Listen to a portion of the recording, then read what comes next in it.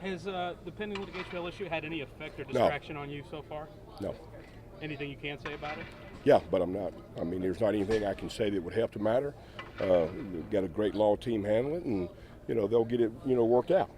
My focus is on coaching football, and that's what I want to talk about is coaching football. There's, like I said, there's nothing I can say that will change anything that's going to happen there, and we feel comfortable with the law firm handling it, and that's enough. What attracted you? What appealed to you about Texas A&M in this What position? wouldn't be appealing? I mean, you're talking about a university that you look at what's going on. You look at what's going on with the facilities. This is a university that's wanting to invest, not wanting, but has invested in this program. You look at that stadium. It's a place where you can recruit. There's no doubt about it. There's a wealth of talent in Texas. So, why wouldn't you want to be a part of this program, at Texas A&M? Because to be quite honest with you, we're building to win championships. That's what it's all about, and I want to be a part of a championship program.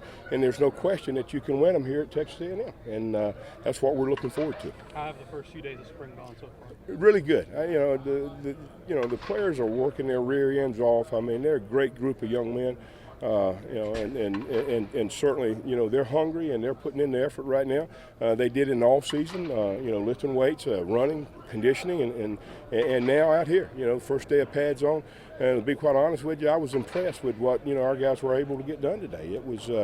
It was a challenge. It was a tough practice, and they pushed through it. And I think we were better at the end of the practice than we were at the beginning.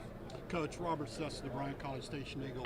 Where do you feel A&M's talent is compared to like when you walked in LSU for the first time? It's hard to measure that after 3 days, but I think obviously there's SEC talent here. There's no question about that. It's young, and we got to help them get better, and that's what coaching's all about. You take young talent and you make it better. And I'm excited about coaching a young football team. When you start looking at where we are on the defensive side, we're young. There's not a tremendous amount of experience there, but I'm fine with that because we got some talent, and as coaches, we got to continue to develop that talent every day and get them ready for a big-time SEC schedule. How's the chemistry gone with your fellow assistant coaches you were able to inherit? Really good, really good. They're fine men. They're excellent football coaches, and that's the thing I enjoy, sitting in that room with them. And we've bonded. I always talk about even with players and particularly with coaches, you spend more time with these guys than you do your family at home in a lot of situations, and you want to be with good people. And Coach has a great staff here. I've been very impressed. They're all eager to help this football team and help this program be better. So, it's an exciting room to be in. I'm enjoying that room. Do you have to change your approach considering complementing a high-powered offense a lot of times under the ball very often?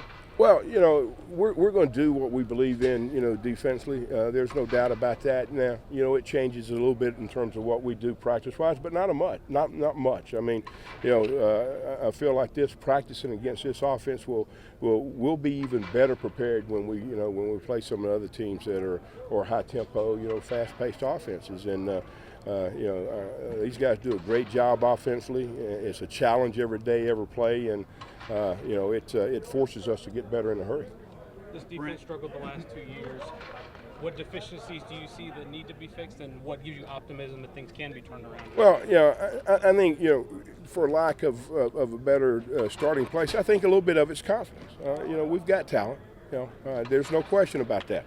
It'd be easy to say, oh, we need to go to the well, first thing we need to do is we need to get our guys confident. They're good enough to play. They're good enough to win in the SEC. And once they feel that way, and I think we're well on the road to being there.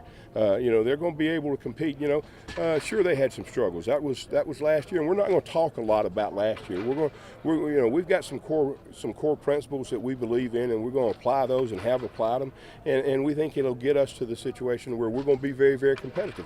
And that's what we plan. Now we got a lot of work to do. Don't kid yourself. I'm not kidding myself, but the talent is here, and we're going to put the work in, and we're going to help this unit be better, and only because they want to be. They've already shown that. I've been impressed with that.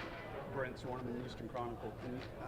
When you did inherit those guys, you look at them one by one. That was kind of unusual that you kept the whole staff. What was it about them that you retained the entire? Well, I think a lot of it has to do with what those guys have done in the past, and really.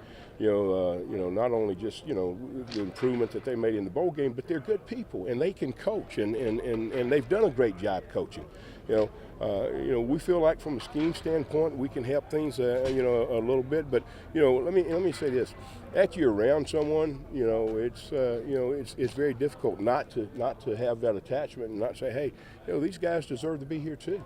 And they do, and I'm excited about them being here. I'm excited about the entire staff, and let me tell you this: it's a privilege for me to be here. I'm excited about being here at Texas A&M. Like I said, we got to get some work done, but we're looking forward to it. Coach, I'm Olin Buchanan with TexAgs.com. When you're building a defense or putting one together, are there any specific areas that you feel like you need to address first? Well, in our system, we want to be good at defensive end, and it didn't take us long to figure out that we've got some pretty good talent there, and then at corner, you got to be able to cover, you got to be able to play man to man, and we'd like to be good at every position. But if we can be really good at defensive end and really good at corner, then we can be a good defense. There's no question about that. And then on a game day, do you like to coach from the press box, or are you going to be on the sideline? I've done both, and it depends on where we are communication-wise with the players on the sideline. But obviously, there's no doubt, in terms of calling the game, I feel like you can do a better job from the box. It's a more friendly environment to make decisions, to stand or not stand, but to sit there and go over what's happened in the last couple of series, see how much they've changed their tendencies, and it's a little tougher doing that on the sideline. So I think you can be more prepared in the box, but it gets back to dealing with our players on the sideline and feeling good about the guys that are going to be down there, and I do. I feel good. I think we've got 3 guys that if all 3 of them end up on the sideline, that they're going to be fine in terms of dealing with our guys, making adjustments, communication, same verbiage, all those things. So I'd say there's a 99% chance I'll be in the box. Do you have a reaction or any thoughts about the way, I assume you've heard the way Aggies and their fans have responded to getting you here? Well, let me tell you, I had some thoughts even before, and I'd like to say this. A lot of good fans throughout the SEC. There's no doubt about that, and I'm not going to get into a deal about comparing one group of fans to another. But there's no doubt, and I'm talking about classy. I'm talking about great people. I've not seen a more classier group of fans, and that's well before I ever came here. Than I did in Aggie Land, and they made an impression the 2 trips that I came here as a guy across the field and standing across the field, and obviously it's great fans. There's no question about that, and you're not able to do the things that they've done here in terms of facilities if you don't have great support and great fans. For you personally, what has the transition to this place been like, and were there any emotions tied in leaving a place you'd been for 6 years?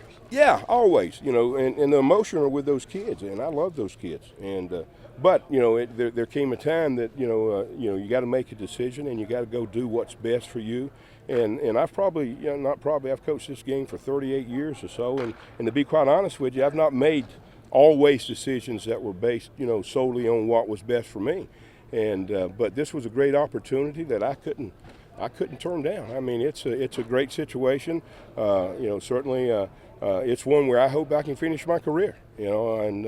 It's if I get 8 or 10 good years here, if I could go that long, it'd be great. But it's like I said, it was a great situation. But the thing is, you get tied to kids. And listen, I love Coach Miles too. He was a great guy to work for. We have a great relationship, and it'll always be that kind of relationship. But the toughest thing, we're leaving those kids. But the good thing is, I got a great group of young men that I just and we're learning to love and care about each other, and we're learning to trust each other, and that's what it's got to happen. They got to trust me, I got to trust them, and that happens over time, and we're learning that now, and Texas A&M feels like home. Working with Kevin Sumlin so far, what are your thoughts on him? Oh, outstanding. Loved every minute of it, and Coach knows what he's doing. He runs a great program, and like I said, he's put together a great staff here, and certainly on our side of the ball, we gotta go get it better and be ready to play better on Saturday.